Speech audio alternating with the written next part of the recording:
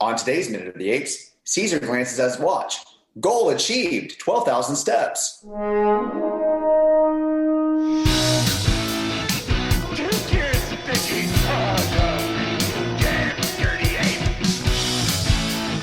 Exercise with an ape maker, human down. Then talks. There's a divine bound. We are determined to know what the apes want, war or peace.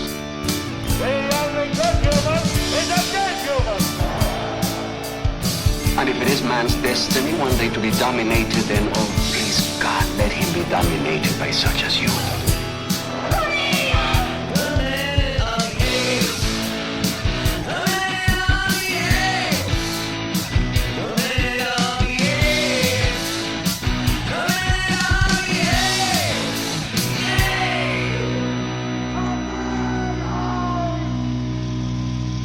Hello and welcome to Minute of the Apes, the daily podcast where we break down every minute of the Planet of the Apes movies, 1 minute at a time. I'm Todd. Counting Steps is Richard. Sean, are you with us on the couch over there?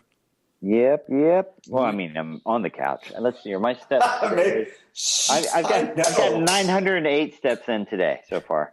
We're doing a step count. Oh, hang on, hold please. Well, Richard, I told Sean I was forced to get a new phone this week because mine stopped working the power button, and because of that, I can't count my steps right now because Samsung is so stupid. You have to rebuild your watch. This is a poor craftsman who blames his tools for his failures. Do you count your steps? I at least look at them. I do kind of keep in mind what I've done, and I go walk every night, so I'm curious to know what I do.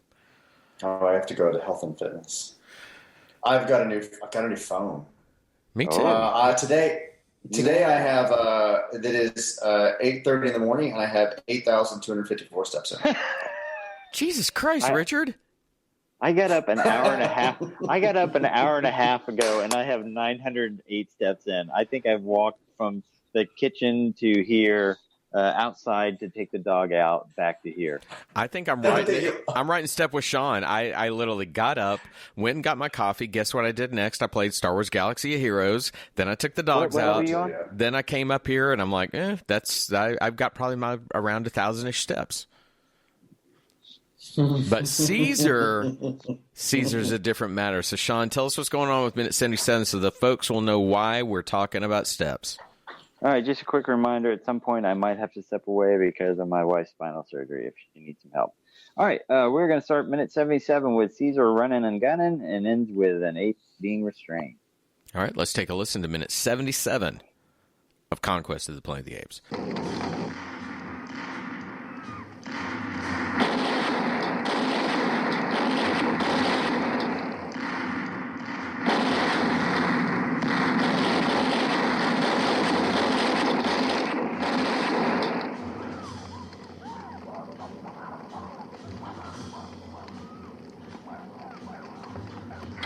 Inside the building. No! Alert all in the security posts. Right, sir. No! No! The circuits are dead. Get it. No! Take a message. No! To riot control. Urgent. No. Command post under attack. Repeat. Command post under attack. It won't work, sir.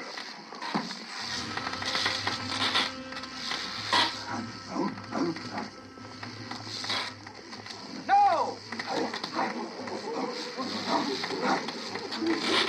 But how? How? They don't have the intelligence to use such tools. As Minute 77, we have courtyards with the gorillas, chimpanzees, orangutans, imported apes, Caesar. We've lost apes in the revolution. We've lost guards in the revolution. They've been beat down, stacked like cordwood. Oh, and I have not seen Armando. Yeah, I don't think you're gonna. Unless they pass by and there's a splat mark on the sidewalk, I don't think you're gonna see him. Movie's not over yet, and there could be a post-credit scene.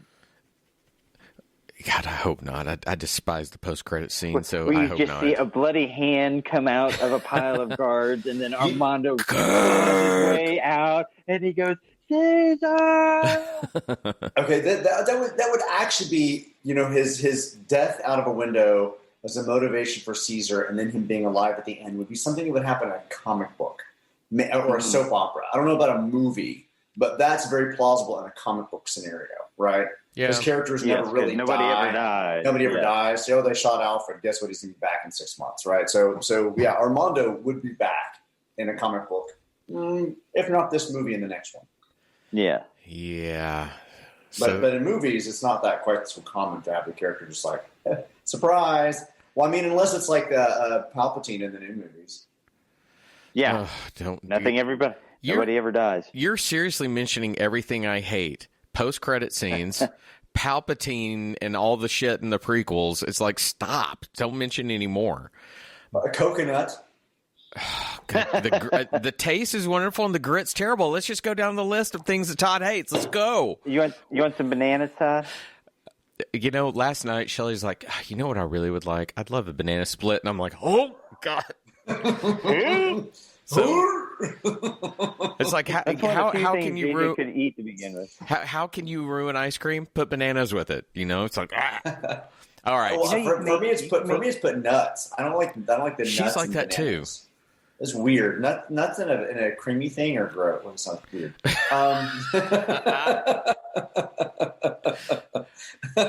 Anyway, Shelly's comment last night was like, I can't do the nuts. And I'm like, well, that sucks for me. But all right. So my finger. So here's the reason we're talking about Steps. This week, it has a great shot of Caesar running with a semi-automatic gun in his hand, shooting sporadically as he goes, not aiming anything, but shooting. And then another great shot of Caesar running with a gun, and then another great shot of Caesar running with a gun. It is a lot of the same shot. Now, what I will say is that for a film shot in 1971, 71 predates the Steadicam, which if you don't know what a Steadicam is, it's where you have a body harness that allows the camera to float. Came out counterweight on it, keeps the camera steady. Yes, and I looked up, in case you ever want to go to Wikipedia, search Steadicam, you can find out that it was originally called the Brown Rig, because the guy that created its last name was Brown, but it was revolutionary. That's not exciting a name, yeah, it sucked. So somebody said Steadicam.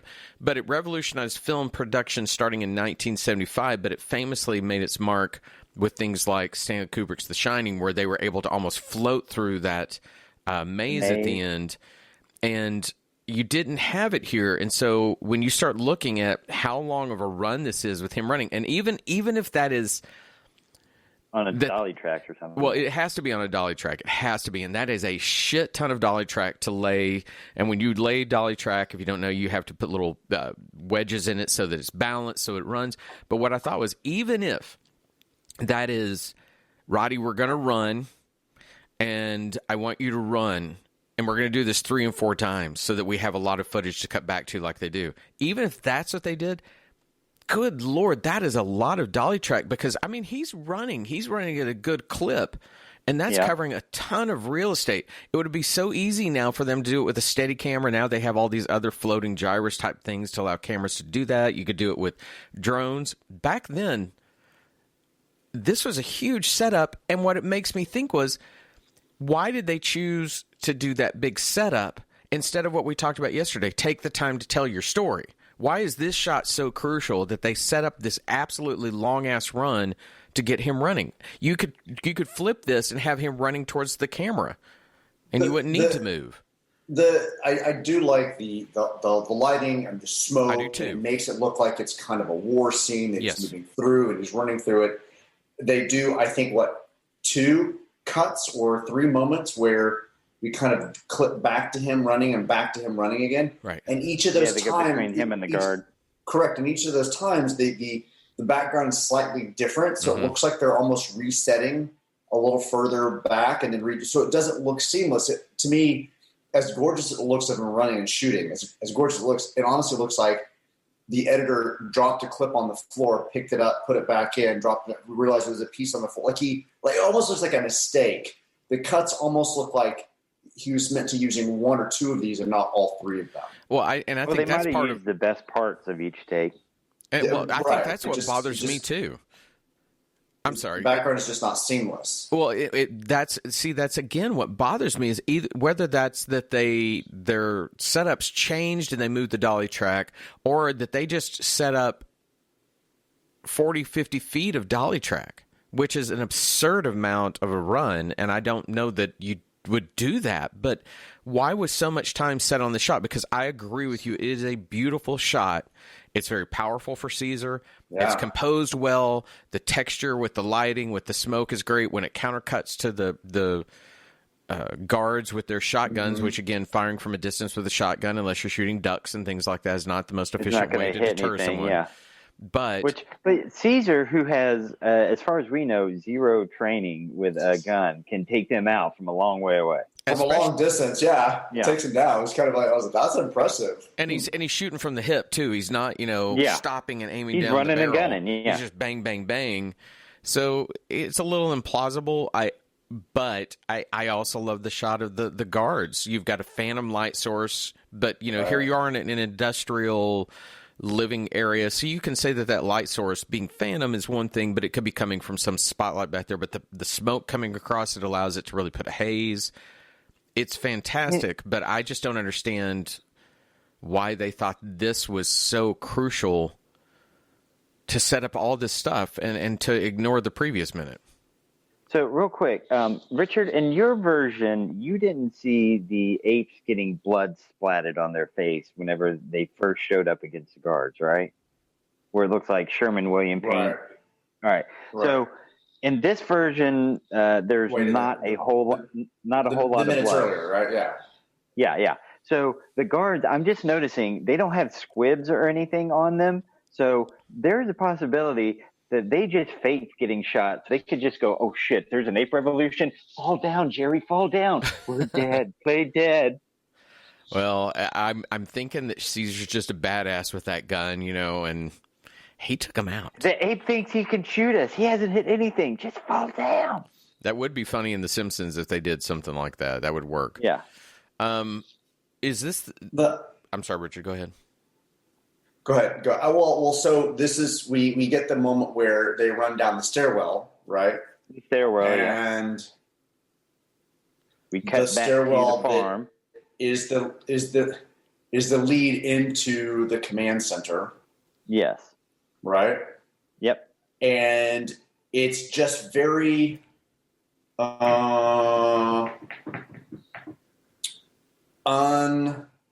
What's the word I'm looking for? It's very there's no sense of urgency. What? There's no power. There's no power in them getting to the command center. When we have the moment 2 weeks ago when they have the showdown in what's apparently the Civic Center, because we saw the sign briefly behind them at the top of the stairs. Yeah. And they're fighting troops 2 and 4 or 4 and 6 or whatever, 3 and 6. 4 and 6 are there, and they have that big showdown. That should have led into getting into the command center. They're just running down steps.